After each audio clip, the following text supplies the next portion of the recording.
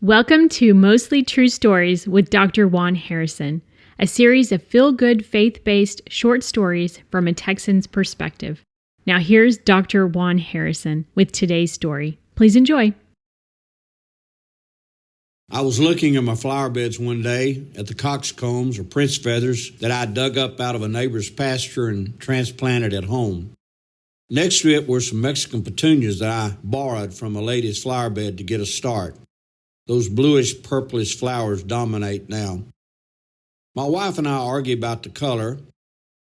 Lighting on one was my little buddy up from Mexico, a monarch butterfly. It's July here as I write this, so it's time for them to come back from the amazing migration from Canada to Mexico and back.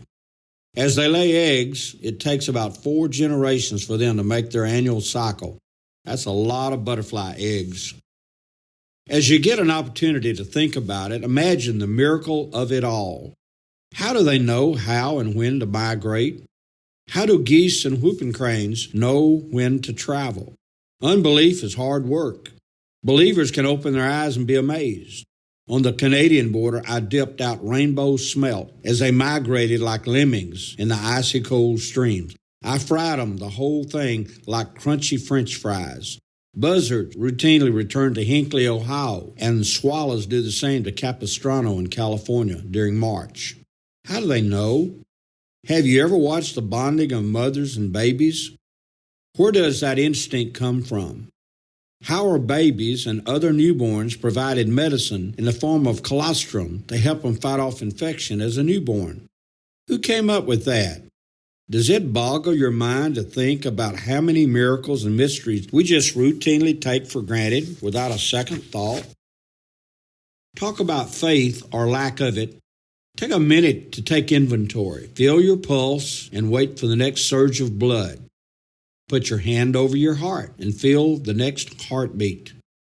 Put your hand on mommy's tummy as you feel that little foot kick for the first time. All of this we take for granted. Remember the farmer in the Bible who God called a fool as he planned for bigger barns? This very night thy soul shall be required of thee.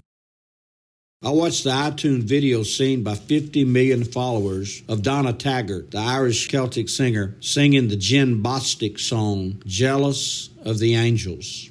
She sings of the suddenness of departure and the numbness that comes when we come to know that our departed loved ones are not coming back to this earth. She is jealous of the other angels who have a new singer gathered round the throne. We put crosses beside the highway and decals on the back windshields in memory of loved ones. We are jealous of the angels. Today, we do not want to live with regrets. Say or show how you feel about someone close to you now.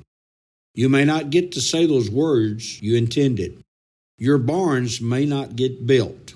They tell me what makes God smile is humans making plans.